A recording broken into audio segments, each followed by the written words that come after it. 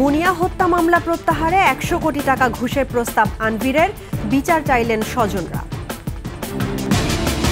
প্রধান উপদেষ্টার কাছে মুনিয়া, তনু, নুসরাত হত্যার বিচার দাবি, উইমেন রাইটস কমিশন গঠনের প্রস্তাব। শিক্ষার্থীদের আন্দোলনের মুখে এইচএসসির অবশিষ্ট পরীক্ষা বাতিল, ফল প্রকাশের সিদ্ধান্ত পরে। হাসিনা সরকারের ঋণের চাপে জর্জরিত বাংলাদেশ, চাপ সামলানোর চেষ্টায় অন্তর্বর্তী সরকার। হাসিনা সহ গণহত্যায় জড়িতদের বিরুদ্ধে চাওয়া হবে গ্রেফতারি পরোয়ানা, দীপু মনি, আরিফ খান জয়ের রিমান্ডে।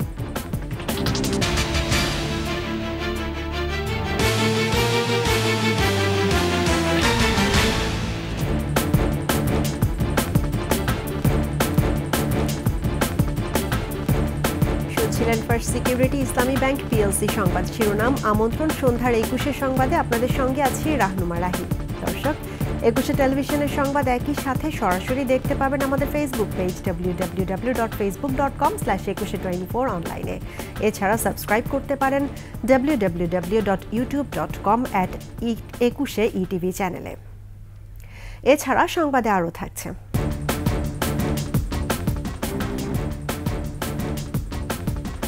ছাত্র জনতার আন্দোলনে ৮১৯ জনের মৃত্যু, বলছে হিউম্যান রাইটস সোসাইটি। হতাহতদের ক্ষতিপূরণ ও চিকিৎসা পুনর্বাসনে ৫ দফা দাবি। মুনিয়ার ধর্ষণ ও খুনের ঘটনায় করা মামলা প্রত্যাহার করতে ১০০ কোটি টাকা দিতে চেয়েছিলেন প্রধান অভিযুক্ত বসুন্ধরা গ্রুপের এমডি সায়েম সোবহান আনভির। আইন শৃঙ্খলা রক্ষাকারী বাহিনী বিচার বিভাগকেও কুক্ষিগত করেছিলেন ক্ষমতা আর টাকার জোরে। পুনরায় মুনিয়া হত্যার বিচার চেয়ে সংবাদ সম্মেলনে এসব দাবি করেছেন ভুক্তভোগীর পরিবার। আদিত্য মামুনের রিপোর্ট। আবার প্রবলেম হবে, আবার আমাকে ডাকবেন, আবার প্রবলেম হবে, এরকম করতে করতে একটা সময় আসবে আর প্রবলেমই হবে না, আর ওই সময় ডাকার জন্য আমিও থাকবো না। আগের মতো সব ঠিকঠাক করবো না? আগের মতো সব তো ঠিক আছে, এই এক কথা কয়বার বলবেন? ওকে ডার্লিং, আমি তো ঠিক থাকবো, আমি বললাম তো। এই কথোপকথন থেকেই পরিষ্কার ধারণা পাওয়া যায় ধর্ষণের পর খুন হওয়া কুমিল্লার শিক্ষার্থী মুনিয়ার সাথে বিশেষ সম্পর্ক ছিল সায়েম সোবহান আনভিরের। অথচ বসুন্ধরা গ্রুপের ব্যবস্থাপনা পরিচালক আনভির শেখ হাসিনার অন্যতম ঘনিষ্ঠ হওয়ার সুবাদে এখনও বীরদর্পে ঘুরে বেড়াচ্ছেন। মোশরাত জাহান মুনিয়া ঢাকার একটি কলেজের শিক্ষার্থী থাকাবস্থায় তার সাথে পরিচয় হয় আনভিরের। এক পর্যায়ে প্রথমে বনানী এবং এরপরে গুলশান ২ নম্বরের একটি অ্যাপার্টমেন্টের বিলাসবহুল ফ্ল্যাটে এনে তোলেন মুনিয়াকে। ২০২১ সালের ২৬ এপ্রিল মৃত্যুর আগ পর্যন্ত সেই ফ্ল্যাটেই থাকতেন মুনিয়া। মুনিয়ার পরিবারের দাবি, দ্বিতীয় বিয়ের প্রলোভন দিয়ে কলেজ পড়ুয়া শিক্ষার্থীকে দুবাইয়ে স্থায়ী করার আশ্বাস দিয়ে প্রেমের সম্পর্কের অবতারণা করলেও এক পর্যায়ে ভোল পাল্টান চতুর আনভির। প্রতারণা বুঝতে পারলে মুনিয়া যখন মুখ খুলতে চান, তখনই আনভির তাকে ধর্ষণের পর খুন করে সিলিং ফ্যানের সাথে ঝুলিয়ে রাখে বলেও দাবি পরিবারের। মুনিয়াকে মেরে ফেলার সংবাদ পাওয়ার পর আমি যখন গুলশান থানায় মামলা করতে গিয়েছিলাম, তখন থেকেই ভূমিদস্যু বসুন্ধরা পুরুষ রাষ্ট্রযন্ত্রকেই কিনে ফেলতে চেয়েছিল এই হত্যা ও ধর্ষণ মামলার ঘটনাটি ধামাচাপা দেওয়ার উদ্দেশ্যে। দেশব্যাপী আলোড়ন তোলে এই ঘটনা, কিন্তু অলৌকিকভাবে মামলার চার্জশিট থেকে প্রধান আসামি আনভিরের নাম বাদ রেখেই প্রতিবেদন জমা দেয় পুলিশ। পরবর্তীতে পিবিআইয়ের প্রতিবেদনেও ঘটে একই প্রহসন। মামলা তদন্তে নিহত মুনিয়ার শরীরে স্পষ্ট ধর্ষণের আলামতে আনভিরের উপস্থিতি পায় চিকিৎসকরা। এমনকি সেদিন খুনের পরেও ধর্ষণের শিকার হন মুনিয়া। এত সব কিছুর পরেও সায়েম সোবহান আনভিরকে গ্রেফতার তো দূরের কথা, জিজ্ঞাসাবাদও করেনি পুলিশ। তৎকালীন আইজিপি বেনজির আহমেদও বিশেষ আনুকূল্য দেখিয়েছেন এই বিজনেস মাফিয়াকে। শুধু তাই নয়, সাবেক প্রধানমন্ত্রী স্বয়ং শেখ হাসিনার সাথে বিদেশে সফরসঙ্গী হয়েছেন আনভির। দীর্ঘদিন আদালতে ঘুরে বিচার না পেয়ে আবারও আদালতের প্রতি আস্থা রাখতে চায় নিহত মুনিয়ার পরিবার। ঘুষ দিয়ে যেন আর কোনো পুলিশ তদন্ত প্রতিবেদন তৈরি করতে না পারে, সেই দাবিও জানান সংবাদ সম্মেলনে। আমি তো আপনাদের সাহায্য চাচ্ছি, আজকে পর্যন্ত, কালকে পর্যন্ত আমার লয়ার আসে নাই। আমি এখন আপনাদের মনুষ্যত্বটাকে জাগান নাই, এখনো বিবেকটা আনেন নাই। লক্ষ টাকার জন্য, কোটি টাকার জন্য যদি হইতো তাহলে কেন আমাকে অফার করলো? আনবির যদি খুন না করে 100 কোটি টাকা দিবে কেন? মুনিয়ার ধর্ষণ ও হত্যাকাণ্ডের বিচারে দেশবাসীর সহায়তা চেয়েছেন তার বোন। তিনি বলছেন, মুনিয়া ভুল করেছিল, কিন্তু কোনো অন্যায় করেনি। অনেক মেয়ে আছে না, গার্ডিয়ান থাকার পরেও চলে যায় ছেলের হাত ধরে। অস্বীকার করতে পারবেন যে কারোর পরিবার থেকে এরকম যায় নাই? সে ভুল করতে পারে, সে অন্যায় করে নাই, আপনার ওরে ক্ষমা করা উচিত। আদিত্য মামুন, 21 টেলিভিশন, ঢাকা। মুনিয়া, তনু ও নুসরাত হত্যায় জড়িতদের বিচারের দাবি আবারও নতুন করে সামনে এসেছে। অন্তর্বর্তী সরকারের প্রধান উপদেষ্টা ডক্টর মোহাম্মদ ইউনূসের সাথে মতবিনিময়ে এই দাবি জানান নারী প্রতিনিধিরা। পাশাপাশি সমাজকে নারী বান্ধব করতে উইমেন রাইটস কমিশন গঠনেরও দাবি জানান তারা। আর অন্তর্বর্তী সরকারের মেয়াদে সম্পন্ন করা যায় এমন প্রস্তাবনাগুলোকে অগ্রাধিকারের আশ্বাস দিয়েছেন প্রধান উপদেষ্টা। বিস্তারিত আকবর সুমনের রিপোর্টে। রাষ্ট্রীয় অতিথি ভবন যমুনায় অন্তর্বর্তীকালীন সরকারের প্রধান উপদেষ্টা ডক্টর মোহাম্মদ ইউনূসের সঙ্গে মত বিনিময় করেন দেশের পেশাজীবী সংগঠন ও বিভিন্ন প্রতিষ্ঠানের নারী প্রতিনিধিরা। কর্মক্ষেত্রে নারীদের নিরাপত্তা ও পেশাগত দক্ষতা বাড়ানোর পাশাপাশি দুর্নীতি, অনিয়ম প্রতিরোধ ও স্বচ্ছতা নিশ্চিতে নানা প্রস্তাবনা তুলে ধরেন প্রতিনিধিরা। পরে বৈঠকের বিস্তারিত ও প্রস্তাবনাগুলো উল্লেখ করেন উপদেষ্টা সৈয়দা রিজওয়ানা হাসান। কল্পনা চাকমার বিষয়, তনু, রুনি, মুনিয়া এবং নুসরাত তাদের হারিয়ে যাওয়া কিংবা নিহত হয়ে যাওয়া, তাদের যে মৃত্যুর কারণটা সেটা বের করে যাতে অবশ্যই দায়ী ব্যক্তিদেরকে তারা যতই শক্তিশালী হোক না কেন বিচারের মুখোমুখি করা হয়, এটা মোটামুটি সকলের কাছ থেকে এই দাবিটা এসেছে। জুডিশিয়াল রিফর্মস কমিশনের মাধ্যমে বিচার বিভাগ সংস্কারের দাবিও তোলা হয় বৈঠকে। বিচার ব্যবস্থার যে রিফর্মটা করছি সেটা জুডিশিয়াল রিফর্মস কমিশনের মাধ্যমে করা যায় কিনা, যাতে করে যেই ভুলগুলোর বিরুদ্ধে আমাদের অবস্থান, যে সংস্কারের পক্ষে আমাদের অবস্থান, সেই সংস্কার করতে গিয়ে পুরনো ভুলগুলো যেন রিপিটেড না হয়। ফলে জুডিশিয়াল রিফর্মস কমিশন করার কথা বলা হয়েছে।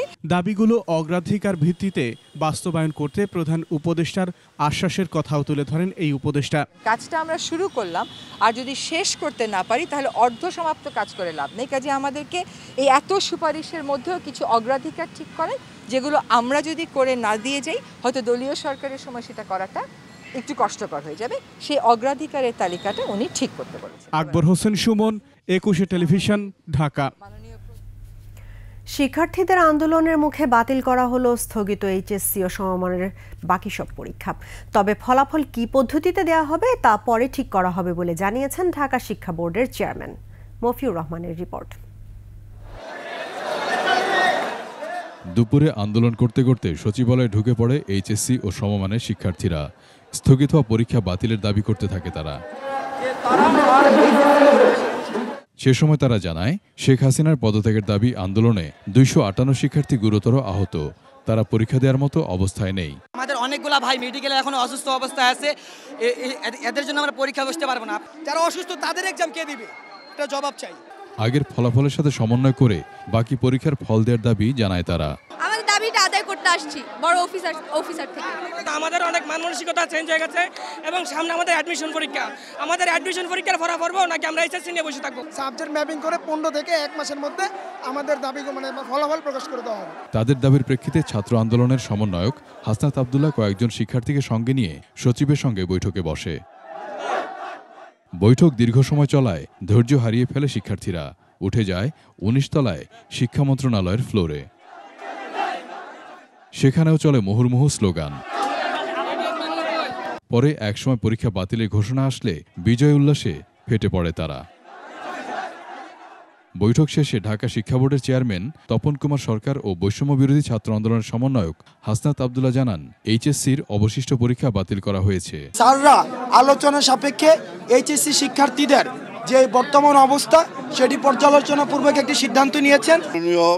শিক্ষা সচিব সহ আমরা সবাই পর্যালোচনা করে আমরা দেখেছি যে আমাদের যে আমরা যে রুটিন ঘোষণা করেছিলাম অবশিষ্ট পরীক্ষার জন্য, সেই পরীক্ষাগুলো আমরা বাতিল করছি। আজকের এখান থেকে আমরা ওই অবশিষ্ট পরীক্ষাগুলো বাতিল ঘোষণা করছি। তবে ফলাফল কি পদ্ধতিতে হবে সে বিষয়ে আলোচনা করে পরে জানানো হবে বলে জানান তারা। মফিউর রহমান, 21 টেলিভিশন, ঢাকা। দুর্বল ব্যাংকগুলোর কোনো দায়-দায়িত্ব কেন্দ্রীয় ব্যাংক নেবে না বলে সাফ জানিয়েছেন governor doctor Ahsan H Mansur. বলেছেন, সংশ্লিষ্ট ব্যাংকের পরিচালনা পর্ষদ এবং ব্যবস্থাপনা কর্তৃপক্ষকেই দায় নিতে হবে। এছাড়া ব্যাংক খাতে কী পরিমাণ অর্থ লুটপাট হয়েছে তার প্রকৃত চিত্র জানতে আরও কিছুদিন সময় লাগবে বলেও জানান কেন্দ্রীয় ব্যাংক গভর্নর। মেহেদী হাসানের রিপোর্ট। পরিবর্তিত পরিস্থিতিতে কেন্দ্রীয় ব্যাংকের নতুন গভর্নরের সাথে বৈঠকে বসেন ব্যবসায়ী নেতারা। বৈঠক শেষে গণমাধ্যমের মুখোমুখি হয়ে তারা জানান, সুদের হার, ব্যাংকিং খাত সংস্কার সহ নানা বিষয়ে আলোচনা হয়েছে। ব্যাংক খাতের জন্য কমিশন গঠন এবং লুটেরাদের বিরুদ্ধে ব্যবস্থা নেওয়ার বিষয়ে বাংলাদেশ ব্যাংক তথা সরকারের প্রতি পূর্ণ সমর্থন থাকবে বলে জানান ব্যবসায়ী নেতারা। ব্যাংকিং খাতের সংস্কার, এটাকে খুব বেশি গুরুত্ব দেওয়া হয়েছে। সংস্কারটা খুব জরুরি প্রয়োজন আমরা বলেছি। যারা সেপ্টেম্বরে যারা ব্যাংকের যে সময়টুকু ছিল তাদেরকে যেন 3 মাস অথবা 6 মাস বাড়িয়ে দেয়। কঠোরভাবে বলা হচ্ছে যে যারা সম্পদ লুট করছে, অন্যায়ভাবে সম্পদ অর্জন করছে সৃষ্টি না করে, এবং তারা ব্যাংকগুলো লুট করছে, তাদের ভিতরে কঠোর শাস্তি নেওয়ার জন্য আমরা বলে আসছি। পরে সাংবাদিকদের সাথে কথা বলেন governor doctor Ahsan H Mansur. জানান, ব্যবসার নামে যারা লুটপাট করেছে তাদের বিরুদ্ধে ব্যবস্থা নেওয়া হবে, তবে প্রতিষ্ঠানগুলোর কোনো ক্ষতি করা হবে না। আর এস আলমের নিয়ন্ত্রণে থাকা ব্যাংক সহ যেসব ব্যাংক থেকে আমানতকারীরা আমানত তুলে নিচ্ছে সেসব ব্যাংককে বাড়তি কোনো সহায়তা দেবে না কেন্দ্রীয় ব্যাংক। ডিপোজিটরদের কনফিডেন্স যদি না থাকে সেই ব্যাংকের উপর, সেই ব্যাংকের ম্যানেজমেন্টের উপর, তাহলে সেই ব্যাংক চলতে পারে না। এবং ডিপোজিটাররা তাদের টাকা যদি উইথড্র করে সেটা রাইট তাদের আছে, সেটা নিয়ে সরকার সেখানে কোনোদিনও হস্তক্ষেপ করবে না। সরকার যেটা বলতে পারে যে আমরা ওই ব্যাংকের জন্য কী করবো, আমরা এই পর্যায়ে ওই ব্যাংকের জন্য আমরা কিছু করব না, কারণ তারা নিজ দায়িত্বে নিজেদেরকে এই অবস্থায় নিয়ে গেছে। চলতি অর্থবছরের বাজেটে লক্ষ্যমাত্রা অনুযায়ী সরকার ঋণ নিলে বেসরকারি খাত ঋণ পাবে না, তাই এ ব্যাপারে সরকারের সাথে আলোচনা করা হবে। ফাইন্যান্স মিনিস্ট্রির সাথে বসে গভর্নমেন্টের যে বরোইং রিকোয়ারমেন্ট আছে, ওনারা যেমন বাজেটে বলেছেন 1,37,500 কোটি টাকার মতো, সেটা থেকে ওখানে কমিয়ে আনতে হবে, অনেক কমাতে হবে। এটা কমাতে পারলে প্রাইভেট সেক্টরের ক্রেডিটটা একটু বাড়বে। মূল্যস্ফীতি কমে গেলে সুদের হারও কমে যাবে বলে জানান গভর্নর। উড়িয়ে দেন 1000 টাকার নোট বাতিল করার গুঞ্জনও। 1000 টাকার নোট ডিমনিটাইজড হচ্ছে কিনা, answer is no. Mehedi Hasan, 21 television, Dhaka. দেশের প্রতিটি নাগরিকের মাথায় এখন 1,09,000 কোটি টাকার ঋণ। এমনকি আজ যে শিশুটি জন্ম নিয়েছে তার নামেও রয়েছে এই পরিমাণ ঋণের বোঝা। দেশের নাগরিকদের ঋণে জর্জরিত করে গেছে ক্ষমতাচ্যুত হাসিনা সরকার, আর এ সবই হয়েছে কথিত উন্নয়নের অজুহাতে। গেল 15 বছরে দেশি বিদেশি উৎস থেকে 18.5 লাখ কোটি টাকা ঋণ করেছে বিদায়ী হাসিনা সরকার।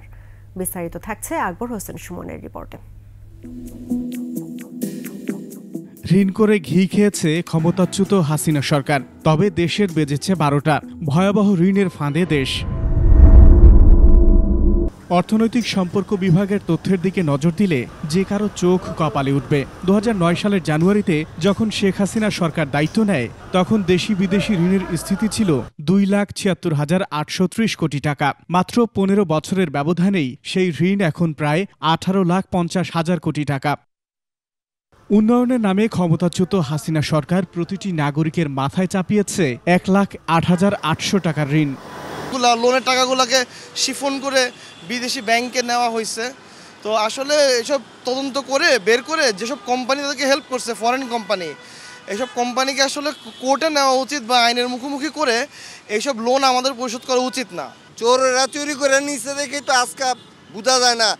টাকা দিচ্ছে এখানে, ডলার পাঠাইছিল ওখানে, ডলার শর্ট হয়ে গেছে, এটা দেশ অর্থনৈতিক অবস্থা দূর হয়ে গেছে, এটা তার কেউ বলার অপেক্ষা রাখে না। জাতির ঘাড়ে চাপিয়ে দেয়া এই ঋণের 10,35,000 কোটি টাকা নেওয়া হয়েছে দেশীয় উৎস থেকে, আর বিদেশি বিভিন্ন উৎস থেকে বিদায়ী হাসিনা সরকার নিয়েছে প্রায় 8,14,000 কোটি টাকা।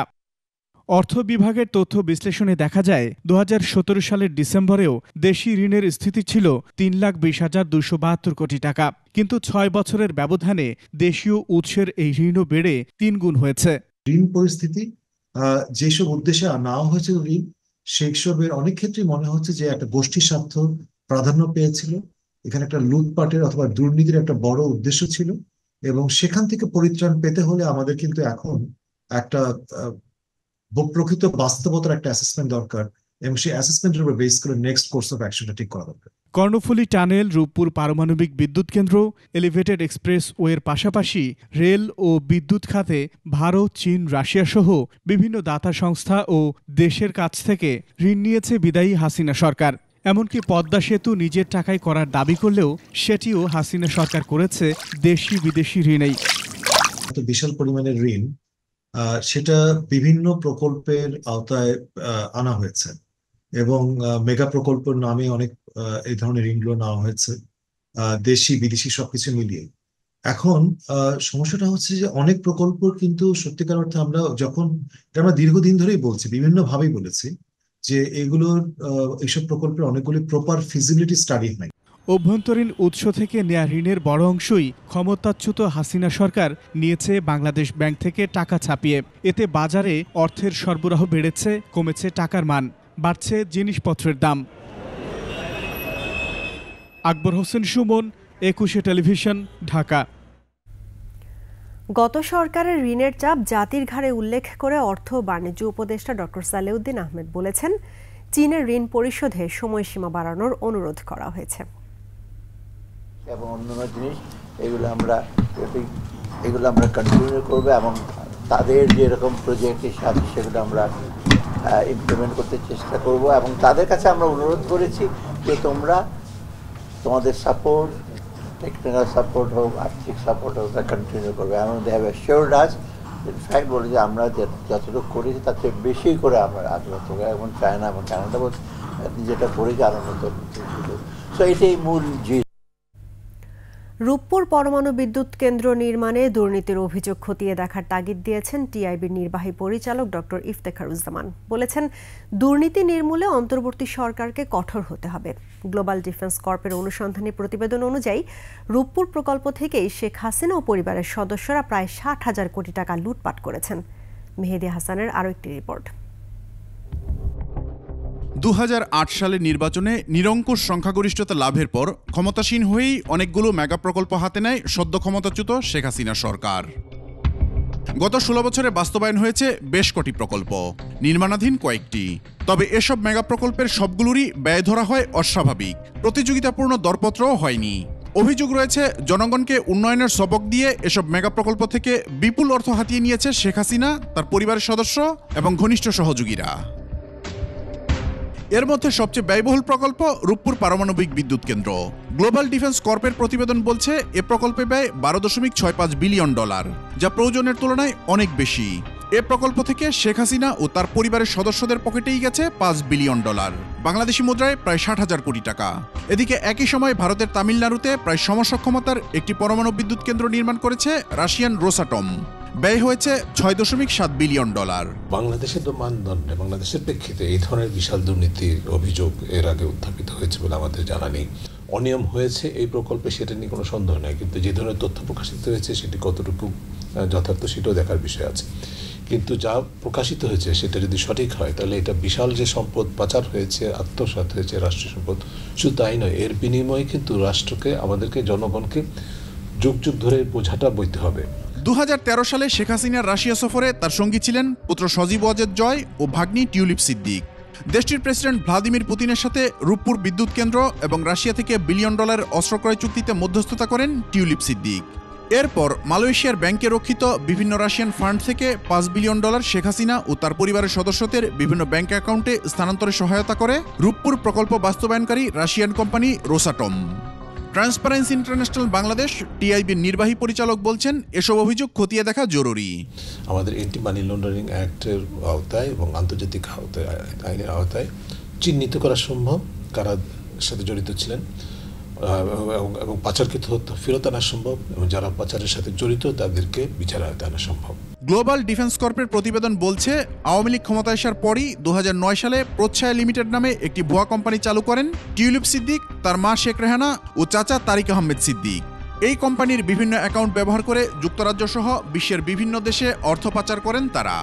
যুক্তরাজ্যে জুনামা ইনভেস্টমেন্ট অ্যান্ড প্রপার্টিজ লিমিটেড নামেও একটি কোম্পানি আছে তাদের। মেহেদী হাসান, 21 টেলিভিশন, ঢাকা। ট্রাইব্যুনাল পুনর্গঠন হলে শেখ হাসিনা সহ যাদের নাম গণহত্যায় এসেছে সবার বিরুদ্ধে গ্রেফতারি পরোয়ানা চাওয়া হবে বলে জানিয়েছে তদন্ত সংস্থা। এদিকে হেফাজতের সমাবেশে গণহত্যার অভিযোগে শেখ হাসিনা সহ ২৪ জনের বিরুদ্ধে ট্রাইব্যুনালের তদন্ত সংস্থায় অভিযোগ দায়ের করা হয়েছে। এছাড়াও মঙ্গলবার সাবেক প্রধানমন্ত্রী ও তার বোন শেখ রেহানাকে আসামি করে কয়েকটি হত্যা মামলা দায়ের করা হয়। বিস্তারিত শাকের আরজুর রিপোর্টে। শেখ হাসিনা নেতৃত্বাধীন সরকারের পতন হয় ৫ই আগস্ট। এর ৮ দিন পর ১৩ই আগস্ট প্রথম তার বিরুদ্ধে হত্যা মামলা করা হয়। এরপর থেকে রাজধানী সহ দেশের বিভিন্ন জেলায় শেখ হাসিনার বিরুদ্ধে আরও হত্যা মামলা দায়ের হয়। একই সঙ্গে শেখ হাসিনা ও আওয়ামী লীগের বিরুদ্ধে গণহত্যা এবং মানবতাবিরোধী অপরাধের অভিযোগ এনে আন্তর্জাতিক অপরাধ ট্রাইব্যুনালের তদন্ত সংস্থায় ২টি আবেদন করা হয়। মঙ্গলবার ২০১৩ সালের ৫ মে হেফাজতের সমাবেশে গণহত্যা ও মানবতাবিরোধী অপরাধের অভিযোগ আনেন হেফাজতে ইসলামের যুগ্ম মহাসচিব মুফতি হারুন ইজহার চৌধুরী। তৎকালীন সরকারের প্রধানমন্ত্রী, বেশ কয়েকজন মন্ত্রী, এমপি এবং তৎকালীন পুলিশের প্রধান ইমরান এইচ সরকার, শাহরিয়ার কবির, মুন্তাসির মামুন সহ বেশ কয়েকজনকে আসামি করে আমরা আন্তর্জাতিক অপরাধ ট্রাইব্যুনালের তদন্ত সংস্থায় একটি অভিযোগ দায়ের করেছি, যেখানে ৫ই মে শাপলা চত্বরের হত্যাকাণ্ডকে আমরা মানবতাবিরোধী অপরাধ এবং গণহত্যা হিসাবে তদন্ত চেয়েছি। মিডিয়া বন্ধ করে দিয়ে এই গণহত্যাটা করা হয়েছিল, এই জন্য মিডিয়ার কয়েকজন ব্যক্তিকে আমরা এখানে আসামি করেছি। সাবেক প্রধানমন্ত্রী শেখ হাসিনা ও তার মন্ত্রিসভার সদস্যদের বিরুদ্ধে গণহত্যা ও হত্যার মতো এখন পর্যন্ত ৩টি অভিযোগ এসেছে ট্রাইব্যুনালে। দ্রুত সময়ের মধ্যে আন্তর্জাতিক অপরাধ ট্রাইব্যুনালের তদন্ত সংস্থার প্রধান সমন্বয়ক নিয়োগ দেবে সরকার। ইনভেস্টিগেশন অফিসার জানিয়েছেন যে ট্রাইব্যুনাল পুনর্গঠন হওয়ার সাথে সাথেই এই মামলার আসামিদের বিরুদ্ধে তিনি গ্রেফতারি পরোয়ানার জন্য দরখাস্ত করবেন ট্রাইব্যুনালে। ট্রাইব্যুনাল যদি এই দরখাস্ত মঞ্জুর করেন তখন তিনি এই আসামিদেরকে গ্রেফতার করে আইনের আওতায় আনবেন। এদিকে রাজধানীর আদাবরে পোশাক শ্রমিক সোহেল রানা হত্যার ঘটনায় শেখ হাসিনা সহ ২৫ জনের বিরুদ্ধে মামলা করা হয়েছে। মঙ্গলবার ঢাকার সিএমএম কোর্টে মামলা করা হয়। রাজধানীতে কাজী নজরুল কলেজের ছাত্র গুলিতে হত্যার ঘটনায় শেখ হাসিনা সহ ৪৯ জনের বিরুদ্ধে মামলা সূত্রাপুর থানাকে এজাহার হিসেবে গ্রহণের নির্দেশ দিয়েছেন আদালত। এছাড়াও যাত্রাবাড়িতে পুলিশের গুলিতে ফল ব্যবসায়ীর মৃত্যুর ঘটনায় শেখ হাসিনার পাশাপাশি তার বোন ও পুত্রকন্যাকে আসামি করে মামলার আবেদন হয়েছে ঢাকার আদালতে। শাকের আরজু, ২১ টেলিভিশন, ঢাকা। রাজধানীর মোহাম্মদপুরে মুদি দোকানে আবু সায়েদ হত্যা মামলায় সাবেক সমাজ কল্যাণ মন্ত্রী ডাক্তার দীপু মনির ৪ দিন ও সাবেক ক্রীড়া উপমন্ত্রী আরিফ খান জয়ের ৫ দিনের রিমান্ড মঞ্জুর করেছেন আদালত। ঢাকার অতিরিক্ত চিফ মেট্রোপলিটন ম্যাজিস্ট্রেট সুলতান সোহাগুদ্দিন মঙ্গলবার এই আদেশ দেন। বিস্তারিত জানাচ্ছেন মাহতাব মিনহাজ। সোমবার সন্ধ্যায় রাজধানীর বারিধারা ডিওএইচএস এলাকা থেকে গ্রেফতার হন ক্ষমতাচ্যুত আওয়ামী লীগ সরকারের সমাজ কল্যাণ মন্ত্রী ডাক্তার দীপু মনি। এর কয়েক ঘন্টা পর ধানমন্ডি এলাকা থেকে আরিফ খান জয়কে গ্রেফতারের কথা জানায় ঢাকা মহানগর গোয়েন্দা পুলিশ। মোহাম্মদপুর থানার মুদি দোকানে আবু সায়েদ হত্যা মামলায় গ্রেফতার দেখিয়ে মঙ্গলবার দুপুরের পর দীপু মনি ও আরিফ খান জয়কে আদালতে হাজির করে পুলিশ। পরে জিজ্ঞাসাবাদের জন্য ১০ দিন রিমান্ড চেয়ে আবেদন করে পুলিশ।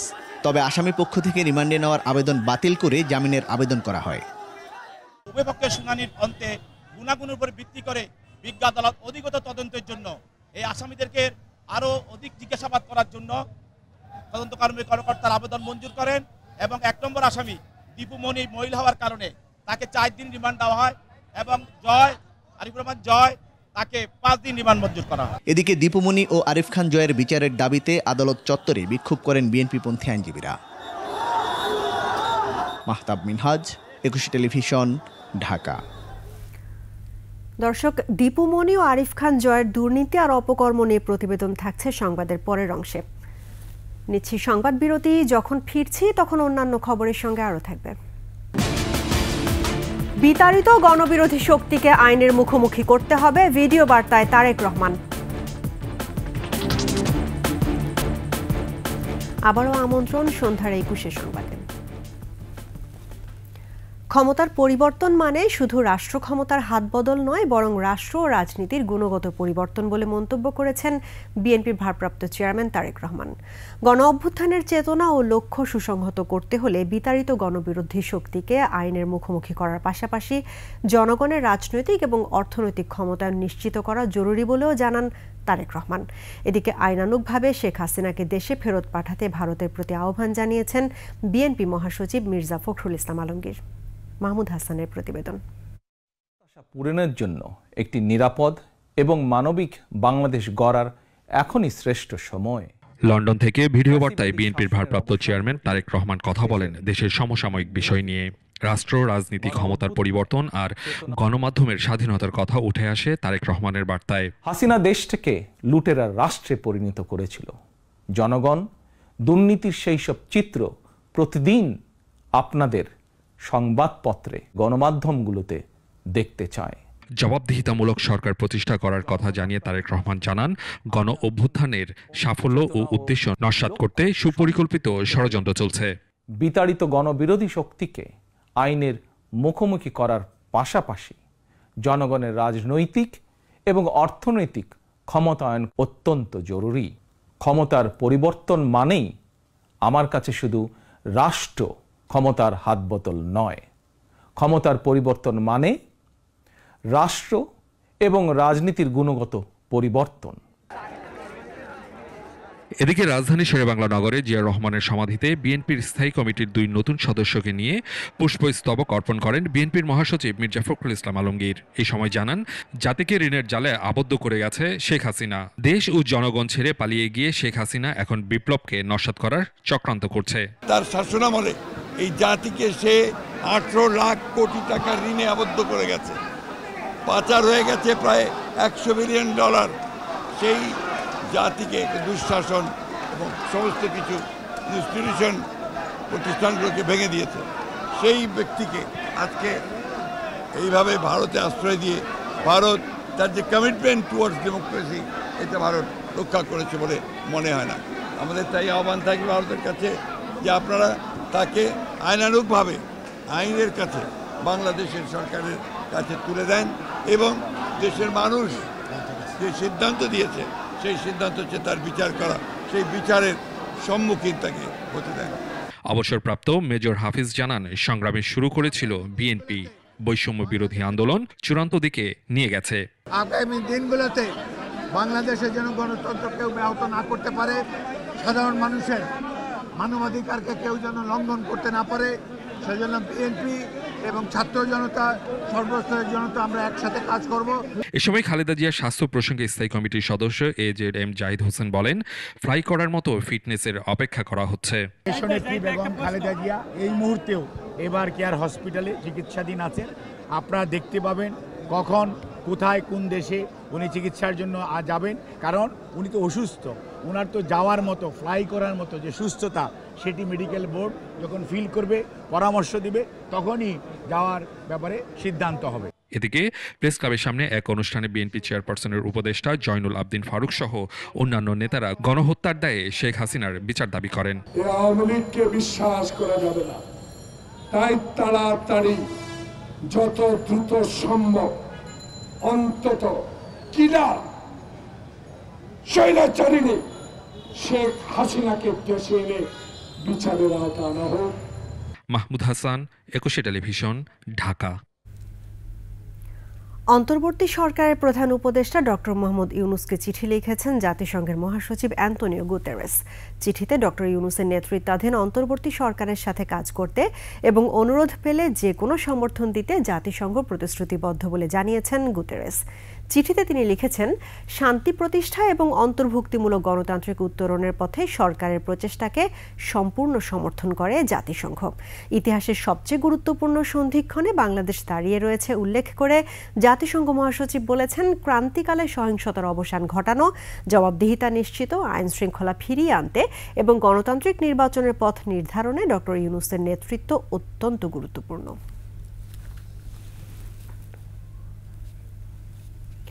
ছাত্র জনতার অভ্যুত্থানে আহতদের জন্য প্রয়োজনীয় সবকিছুই সরকার করছে বলে জানিয়েছেন স্বরাষ্ট্র ও কৃষি উপদেষ্টা জাহাঙ্গীর আলম চৌধুরী। অর্থোপেডিক হাসপাতাল ও পুনর্বাসন কেন্দ্রে চিকিৎসাধীন আহতদের খোঁজ খবর নেয়ার সময় এই কথা বলেন স্বরাষ্ট্র উপদেষ্টা। একই হাসপাতালে আহতদের দেখতে যান বৈষম্য বিরোধী ছাত্র আন্দোলনের সমন্বয়ক সার্জিস আলম। এ সময় তিনি অভিযোগ করে বলেন, লাল ফিতার দৌরাত্ম্যের কারণে সরকারি সহায়তায় বিলম্ব হচ্ছে। বিস্তারিত জানাচ্ছেন প্রণব চক্রবর্তী। মঙ্গলবার সকালে অর্থোপেডিক হাসপাতাল ও পুনর্বাসন কেন্দ্রে যান স্বরাষ্ট্র ও কৃষি উপদেষ্টা জাহাঙ্গীর আলম চৌধুরী। ছাত্র জনতার আন্দোলনে আহতদের চিকিৎসার খোঁজ খবর নেন তিনি। বিশেষায়িত ওয়ার্ড ঘুরে দেখেন। আহতদের স্বজনদের সঙ্গেও কথা বলেন স্বরাষ্ট্র উপদেষ্টা। পরে সাংবাদিকদের বলেন, ছাত্র জনতার আন্দোলনে আহতদের চিকিৎসায় সব ধরনের ব্যবস্থা নিচ্ছে সরকার। আমরা এদের যত ধরনের সাহায্য সহযোগিতার দরকার হবে আমরা সব করব। এই সরকার সব করবে তাদের জন্য। আহতদের চিকিৎসা সেবা যেন বিঘ্নিত না হয় সেদিকে নজর রাখার আহ্বান জানান স্বরাষ্ট্র উপদেষ্টা। এই মেসেজটা আপনারা দিয়ে দিবেন, এখানে যেন ভিজিটার কম হয়। যেহেতু যদি ভিজিটার বেশি হলে এখানে ইনফেকশন হয়ে যাওয়ার সম্ভাবনা থাকে। এখানে ডাক্তার সাহেবরা খুব ভালো কেয়ার নিচ্ছে। একই হাসপাতালে আহতদের দেখতে যান বৈষম্য বিরোধী ছাত্র আন্দোলনের সমন্বয়ক সার্জিস ইসলাম। পরে সাংবাদিকদের সাথে কথা বলেন তিনি। রাষ্ট্রের পক্ষ থেকে তারা একটি অফিসিয়াল লিস্ট প্রকাশ করবে, তাহলে ইভেন যদি কেউ বাদও যায় বা কেউ হসপিটাল থেকে বাড়িতে ফিরে গিয়েছে, তাদের তো এই সুস্থ হওয়াটা দীর্ঘমেয়াদী প্রসেস। সো আলটিমেটলি কেউ বাদ গেলে সেগুলো ওখানে আবার ইনক্লুড হবে। তো আমরা বিশ্বাস করি যে এটা দ্রুততম সময়ের মধ্যে পসিবল হলে আজকের মধ্যে এটি প্রকাশ করা উচিত। ভুল ত্রুটি হলে অন্তর্বর্তী সরকারকেও চাপে রাখবে ছাত্র সমাজ। যেই কাজগুলো তাদের করা উচিত, তারা যদি এই কাজটি না করে, আমরা অবশ্যই তাদের ভুলগুলো তাদের চোখে আঙুল দিয়ে দেখিয়ে দিব এবং সেটি করার জন্য প্রেশার ক্রিয়েট করব। প্রণব চক্রবর্তী, 21 টেলিভিশন, ঢাকা। বৈষম্য বিরোধী ছাত্র আন্দোলনে 819 জনের মৃত্যুর প্রমাণ পেয়েছে হিউম্যান রাইটস সোসাইটি নামের একটি মানবাধিকার সংগঠন, যার 455 জনই গুলিতে প্রাণ হারিয়েছেন। হতাহতদের ক্ষতিপূরণ, চিকিৎসা, পুনর্বাসনে 5 দফা দাবিও জানিয়েছে সংগঠনটি। আদিত্য মামুনের রিপোর্ট। বৈষম্য বিরোধী ছাত্র আন্দোলন করতে গিয়ে বিভিন্ন পেশাজীবী ছাত্র জনতার হতাহতের পরিসংখ্যান নিয়ে প্রেস ক্লাবে সংবাদ সম্মেলন করে হিউম্যান রাইটস সাপোর্ট সোসাইটি নামের এই সংগঠন। সংরক্ষণের ব্যবস্থা করা তুলে ধরা হয় বয়স ভিত্তিক হতাহতের হারও।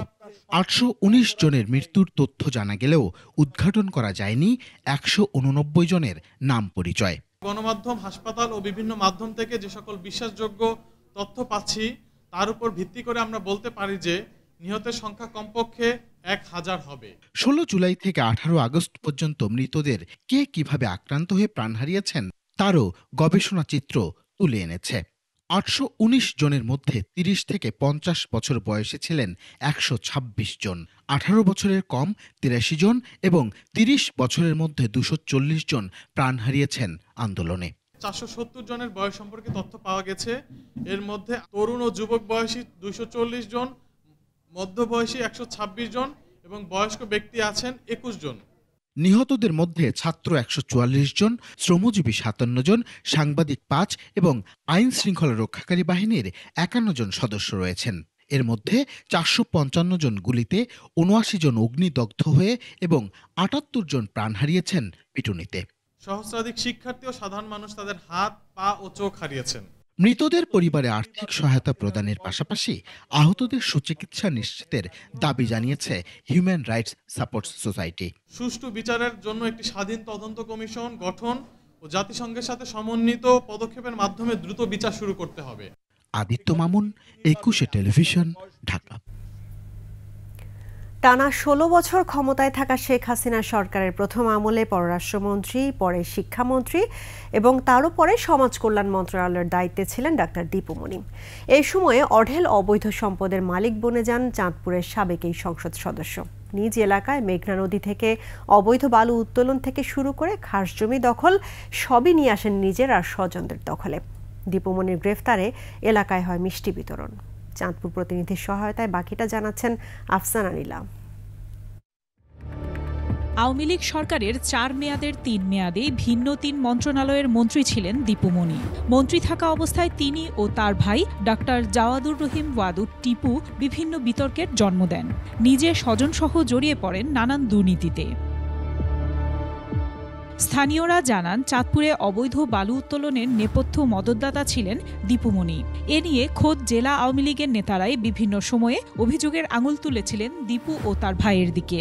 সরকারি নথি অনুযায়ী 2018 থেকে 2022 সাল এই 4 বছরেই দীপুমণির নির্বাচনী এলাকার 21টি মৌজা থেকে প্রায় 1337 কোটি টাকার বালু তোলা হয়, যার 1 পয়সাও পড়েনি সরকারি কোষাগারে। শুধু তাই নয়, 2015 থেকে 2021 সালের মধ্যে দীপুমণি কয়েকটি সরকারি দপ্তরে অন্তত 15টি আধা সরকারি লেটার বা ডিও লেটার লিখেছেন তার পরিবারের সদস্যরা বালুর ব্যবসা চালিয়ে যেতে পারেন সেই জন্যেই। আজকে উনি বালিকাকা সেলিম, আজকে দীপুনগর আজকে যেভাবে সৃষ্টি করেছেন, আজকে চাঁদপুর নগর তার মধ্যে দিয়ে তা হারিয়ে গেছে। বিভিন্ন মহল্লা তার ভূমিদস্যু, চাঁদাবাজি। শুধু অবৈধ বালু উত্তোলনই নয়, চাঁদপুর সরকারি বিজ্ঞান ও প্রযুক্তি বিশ্ববিদ্যালয় স্থাপনের জন্য ভূমি অধিগ্রহণের আগেই সেখানে 62.5 একর জমি মৌজা দরের চেয়ে 20 গুণ বেশি দাম দেখিয়ে দলিল করে নেন দীপুমণির ঘনিষ্ঠজন। দীপুমণির ভাই টিপু এলাকার নাম বদলে রাখেন টিপুনগর। এই যে দীপুমণির গানবানের নামে সে আমার বাড়ির থেকে বহু জায়গা দখল করছে, এখনো আমি জমি হারা। তাদের ত্রাসের রাজত্ব থেকে মুক্ত হতে পেরে দীপুমণির গ্রেফতারের সংবাদে আনন্দ উল্লাস ও এলাকায় মিষ্টি বিতরণ করেছে চাঁদপুরবাসী। আফসানা নীলা, 21 টেলিভিশন। প্রথমবার এমপি হয়েই উপমন্ত্রী হয়েছিলেন আরিফ খান জয়। বিতর্কিত নানা কর্মকাণ্ডে ছিলেন বারবার সমালোচিত। সংসদ সদস্য হয়েই ত্রাসের সাম্রাজ্য গড়েন জয় ও তার 5 ভাই মিলে। দুর্নীতির টাকায় মধ্যবিত্ত থেকে উচ্চাভিলাষী জীবনযাপন করতেন তারা। জয়ের গ্রেফতারে স্বস্তি ফিরেছে এলাকায়, শাস্তির দাবি স্থানীয়দের। নেত্রকোনা প্রতিনিধি মনোরঞ্জন সরকারের তথ্যচিত্রে ডেস্ক রিপোর্ট। ফুটবলের মাঠ থেকে রাজনীতির মঞ্চ। প্রথমবার সংসদ সদস্য হয়েই দায়িত্ব পেয়েছিলেন যুব ও ক্রীড়া মন্ত্রণালয়ের উপমন্ত্রীর।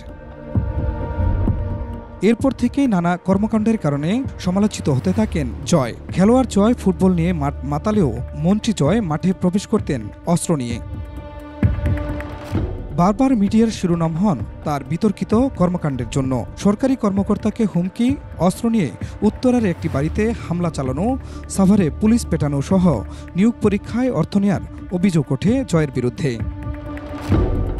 নানা কাজে উপমন্ত্রীর ক্ষমতার অপব্যবহার করে নেত্রকোনায় আরিফ খান জয় ও তার 5 ভাই নিজেদের সাম্রাজ্য গড়ে তোলেন।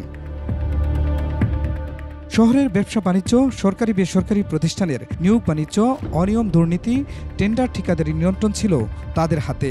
দলে নিজেদের অবস্থান সুদৃঢ় করতে নেতাকর্মীদের উপর চালাতেন জুলুম নির্যাতন। নেত্রকোনা শহর তাসের কায়েম করে এবং অনেক জনগণের, সাধারণ মানুষের নির্যাতন এবং লুটপাট করে। আমাদের একটাই কথা, তারও যেন সর্বোচ্চ দৃষ্টান্তমূলক শাস্তি হয়। আমরা চাই তার দুর্নীতির মাধ্যমে গড়েছেন সম্পদের পাহাড়। সংসদ সদস্য হওয়ার আগে শহরের মধ্যবিত্ত পরিবারের মতো জীবনযাপন করলেও পরে সবাই বিলাসী জীবন কাটান। নানা সংগঠনের গুরুত্বপূর্ণ পদ পদবিও ছিল জয়ের ভাইদের দখলে। 5 আগস্ট গণ অভ্যুত্থানের পর থেকেই বাড়ি ছেড়ে পালিয়ে বেড়াচ্ছেন জয়ের পরিবারের সদস্যরা। জয়ের গ্রেফতারের খবরে এলাকায় আনন্দ মিছিল করেন স্থানীয়রা। খুরশিদ আলম মুকুল, ডেস্ক রিপোর্ট, 21 টেলিভিশন। আমন্ত্রণ আবারও সন্ধ্যার 21 সংবাদে। এ পর্যায়ে বাণিজ্য সংবাদ।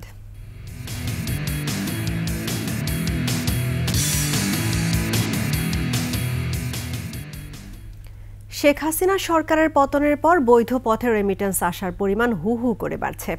বাংলাদেশ ব্যাংকের হালনাগাদ তথ্য বলছে, চলতি মাসের প্রথম 17 দিনে দেশে বৈধ পথে 114 কোটি 42 লাখ 20 হাজার ডলারের রেমিটেন্স এসেছে।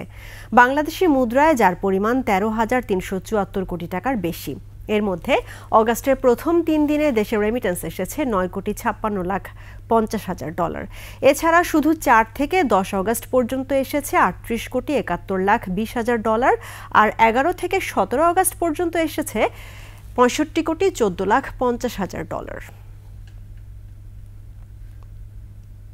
আর এরই সঙ্গে শেষ করছে সন্ধ্যার 21 সংবাদ। তবে যাবার আগে ফার্স্ট সিকিউরিটি ইসলামী ব্যাংক পিএলসি সংবাদ শিরোনামগুলো জানাবো আরও একবার।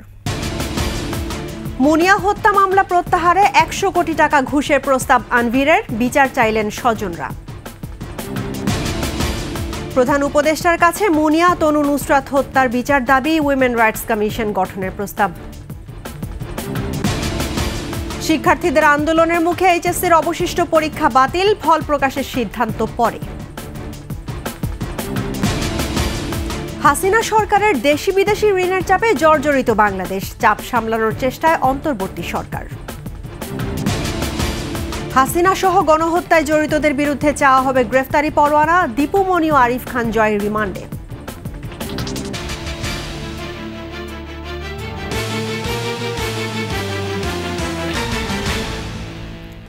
দর্শক, 21-এর সর্বশেষ খবর জানতে ডায়াল করুন 2021 নম্বরে, আর ভিজিট করুন 21e-tv.com এই ওয়েবসাইটে। ফেসবুকে ভিজিট করতে পারেন www.facebook.com/21e24 অনলাইনে। এছাড়া সাবস্ক্রাইব করতে পারেন www.youtube.com/21etv চ্যানেলে। এতক্ষণ সঙ্গে থাকার জন্য ধন্যবাদ। আমাদের পরবর্তী সংবাদ রাত 8:55 দেখার আমন্ত্রণ রইল। 21-এর সঙ্গেই থাকুন।